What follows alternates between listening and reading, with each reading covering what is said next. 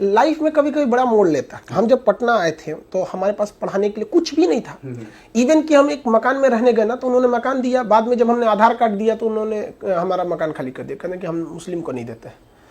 फिर हम एक मुस्लिम के पास गए तो उन्होंने उनसे पूछा कि भाई आपके यहाँ ऐसा कोई जाति उति का लफड़ा तो नहीं है? तो उन्होंने कहा कि हम हिंदू को नहीं देते। हम कहे यार ये दोनों ठीक नहीं है सब, ये दोनों ठीक नहीं है सब। हमको शुरुआत में लगा था कि ये आदमी गलत है, बाद में लगा कि नहीं, हर जगह पे कुछ गलत लोग हैं। तो हम एक ऐसे आदमी साहब के पास, सिन्हा जी हैं वो, आज भी हम उन्हीं के मकान में रहते हैं, केवल उनके इतनी इंसानियत को देख के उन्होंने साफ कह दिया कि नहीं हम इंसान को देते हैं, आप इंसान है ना, बस हम उन्हें देते हैं। लेकिन बाद में हर इंसान के पास ठोकर लगते हैं। हम जब पढ़ाने गए तो लोग यहाँ पे 1.5 साल पढ़ाने के बाद, 1.5 साल हम एक कोचिंग में पढ़ाए थे, 1.5 साल, और उन्होंने हमको मेरे पास पैसे नहीं दिए उनका। हमको कोई बात नहीं, बच्चों की तो सेवा की है।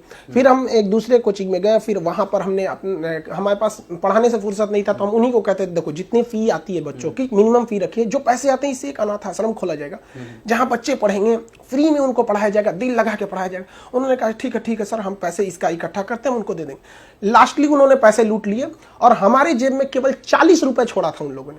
और पटना से घर लौटने का मेरा किराया 90 रुपया था।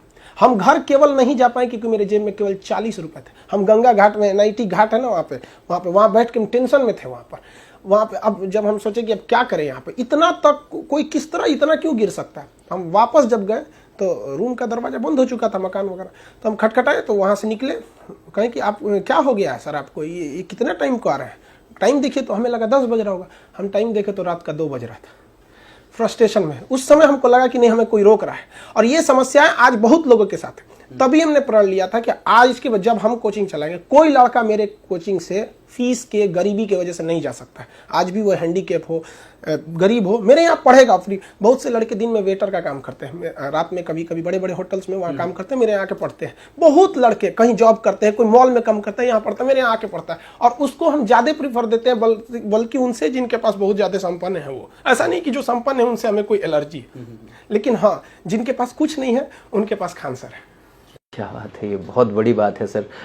जब यहाँ आ रहे थे तो बहुत सारे लोगों ने हमें पर्सनली सोशल मीडिया हैंडल पे कुछ सवाल भेजे थे। उसमें ये भी था कि खान सर से पूछिएगा कि क्या वहाँ पे गरीब बच्चों को, मेधावी बच्चों को कम पैसे में पढ़ाया जाता है। ये मैसेज उनके लिए होगा। उन बच्चों को पता चलना चाहिए कि हाँ, खान सर के पास हर कोई आ सकता है, खान सर हर किसी के हैं।